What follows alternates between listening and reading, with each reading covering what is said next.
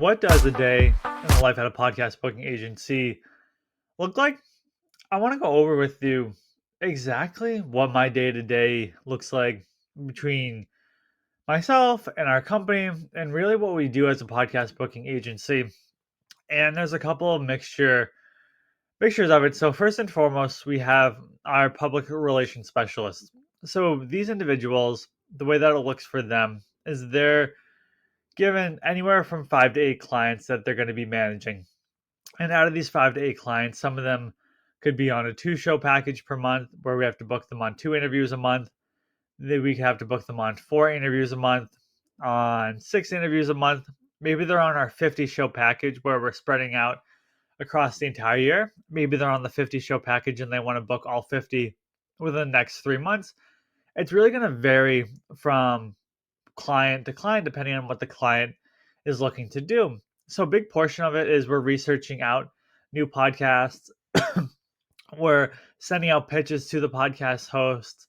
We're following up with those pitches that we're sending out. We're sending out thank you cards to every podcast host that has one of our clients on their show just to say thank you for so much for having our client on.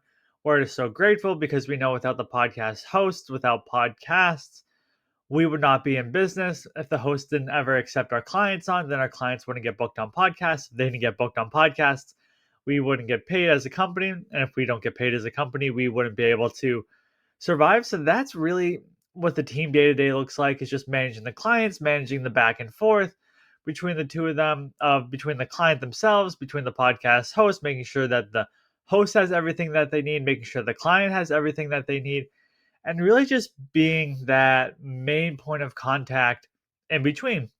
So that's like one role that we have at our podcasting company, our podcast booking agency.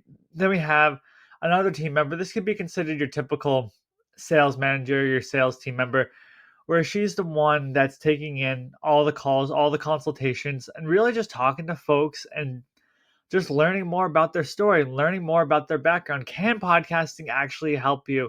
Have you been a guest on podcasts before? What do you know about podcasts? Understanding their knowledge level. And once a client does sign on, then she's really the onboarding manager at that point. So she wears, two different hats of like that sales manager, that onboarding manager role, where she is basically taking someone that signs on, she's sending out their invoices, she's getting them set up with our designer, she's getting them set up on our client portal, basically everything that they need. And she's like that very first touch point that any client at our company is going to have before she assigns them or moves them on to our public relations specialists, who from there on out are going to take those clients and work to get them booked on podcasts.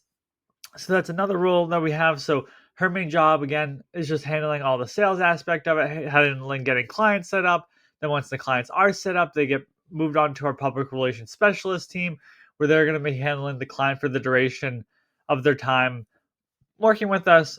Then we have our executive assistant. She's going to roll up into me. So she's the one that's helping manage the team if they need everything when it comes to the sales manager. Like, what does she need help with? What is the team that are booking the clients? Are we having a hard time getting a client booked? Is the client being unresponsive? Has the client, say, rescheduled an interview too many times and they're hurting a relationship with a podcast host? Whatever it may be, there's always things that come up. I mean, when you work with 400 clients over 7 years, there's things that just come up with clients where you could have never expected to see. Sometimes things that come up that you've dealt with before. And that's, again, where it's going to roll up into that executive assistant. She's going to help out. And then you have myself, and my big aspect is just making sure the company is running functionally, making sure the executive assistant's doing her job, making sure our sales manager is doing her job, making sure the public relations specialist teams are doing their job by getting booked on podcasts. And then the overarching aspect of it is, when it comes, for me, what I enjoy doing is marketing. So it's either going on people's podcasts, hosting my own podcast, it's creating videos for social media content. I have someone that, I'm not going to be the one taking the content and creating social media posts and scheduling it. I have someone on my team at this point, but I'm creating the content for that. I'm just overseeing the entire marketing strategy and growth operation as a business, because I could spend so much time within the business of pitching guests and be on shows, but I found that, and I did that for the first 2 or 3 years of the business. But if I wanted to grow and I wanted to scale the business, I had to take myself out of the business and really hire these roles where I could have people that are honestly sometimes better than what I could do at that role. There's been times where I remember back in the day, I would pitch a podcast. I didn't hear anything back. I bring someone on, they pitch that person to a podcast, and I get the client booked on the show, and it's very amazing to me. So I know that my role, that's not where I fit into the team. My role is just making sure that the company is running fluid, making sure that we're getting onboarding new clients correctly, we're getting new clients, we're scaling the company, we're taking care of our current clients. It's not just getting a new client and then focusing on the next client and the next sale. It's making sure we're taking care of everyone, making sure we're taking care of the podcast hosts. So yeah, there's a lot that goes into running a podcast booking agency, but I hope that gives you a good overview of what it looks like.